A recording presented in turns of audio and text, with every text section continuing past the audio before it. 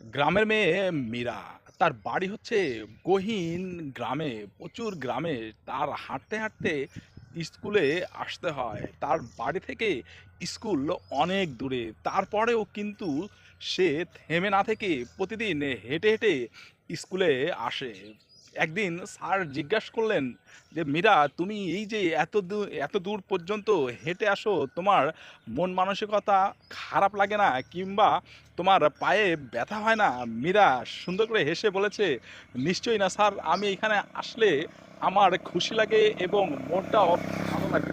এখানে আমি আসতে ভালোবাসি এবং নিজের মন থেকেই আসি। ব্যথা যতই হোক না কেন, এইটা একদিন আমি আলো জ্বালাবো, সেটা আমার প্রত্যাশা। একদিন দুদিন করে এইভাবে বছরের পর বছর কেটে সে কিন্তু ওইখানে ক্লাস করতে লাগলো, স্কুল কলেজ বিশ্ববিদ্যালয় পর্যন্ত পড়াশোনা করে সে একদিন মোমবাতি নিয়ে সেই স্কুলে হাজির। মোমবাতি নিয়ে হাজির হওয়ার কারণ জানতে চাইলে স্যারেরা স্বাগত জানিয়েছে তাকে যে, তুমি এই স্কুলের টিচার হিসাবে জয়েন করেছো।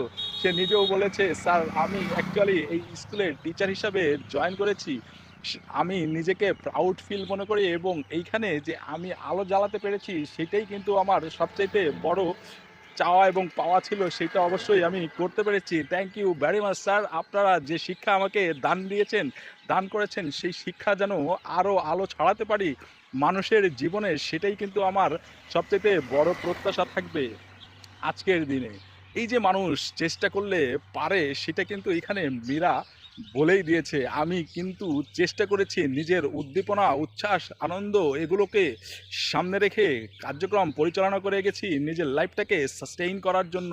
নিশ্চয়ই থ্যাংক ইউ ভেরি মাচ। আপনারাও করবেন।